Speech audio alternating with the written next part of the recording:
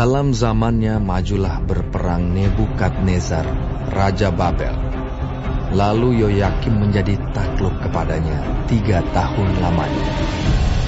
Tetapi kemudian Yoyakim berbalik dan memberontak terhadap dia. Tuhan menyuruh gerombolan-gerombolan Kasdim, gerombolan-gerombolan Aram, gerombolan-gerombolan Moab, dan gerombolan-gerombolan Bani Amon melawan Yoyakim. Ia menyuruh mereka melawan Yehuda untuk membinasakannya sesuai dengan firman Tuhan yang diucapkannya dengan perantaraan para hambanya, yaitu para nabi. Sungguh, hal itu terjadi kepada Yehuda sesuai dengan titah Tuhan untuk menjauhkan mereka dari hadapannya, oleh karena dosa-dosa Manasye setimpal dengan segala yang dilakukannya. Dan juga oleh karena darah orang yang tidak bersalah yang telah ditumpahkannya, sebab ia telah membuat Yerusalem penuh dengan darah orang yang tidak bersalah, dan Tuhan tidak mau mengampuninya. Selebihnya dari riwayat Yoyakim dan segala yang dilakukannya, bukankah semuanya itu tertulis dalam kitab sejarah raja-raja Yehuda? Kemudian Yoyakim mendapat perhentian bersama-sama dengan nenek moyangnya. Maka Yoyakim, anaknya, menjadi raja menggantikan dia.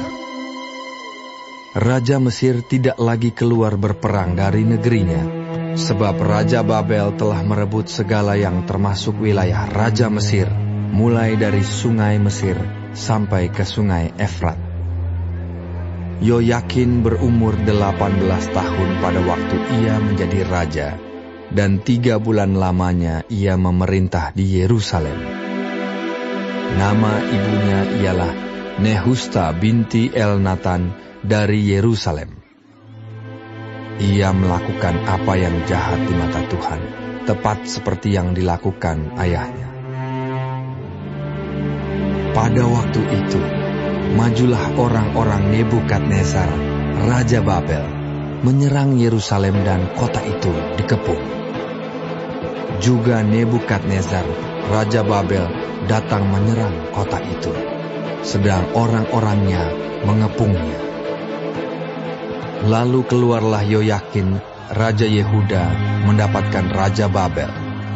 Ia sendiri, ibunya, pegawai-pegawainya, para pembesarnya, dan pegawai-pegawai istananya. Raja Babel menangkap dia pada tahun yang ke-8 dari pemerintahannya. Ia mengeluarkan dari sana segala barang perbendaharaan rumah Tuhan dan barang-barang perbendaharaan istana raja. Juga dikeratnya emas dari segala perkakas emas yang dibuat oleh Salomo, Raja Israel, di bait Tuhan, seperti yang telah difirmankan Tuhan.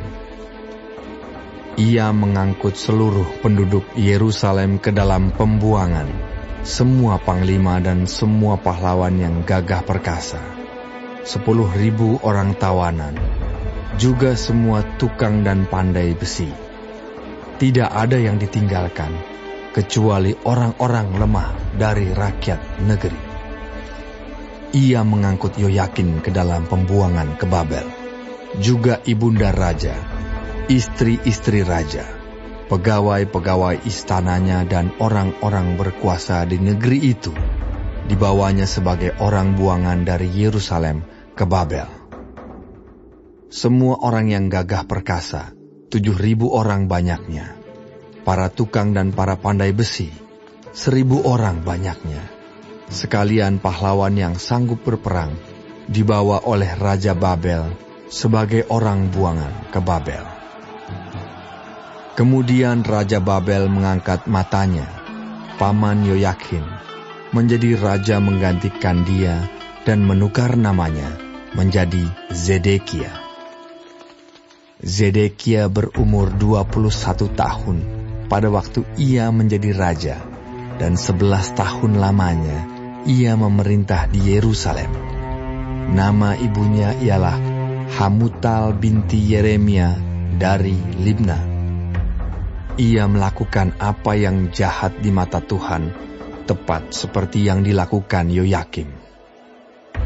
Sebab oleh karena murka Tuhanlah terjadi hal itu terhadap Yerusalem dan Yehuda, yakni bahwa ia sampai membuang mereka dari hadapannya.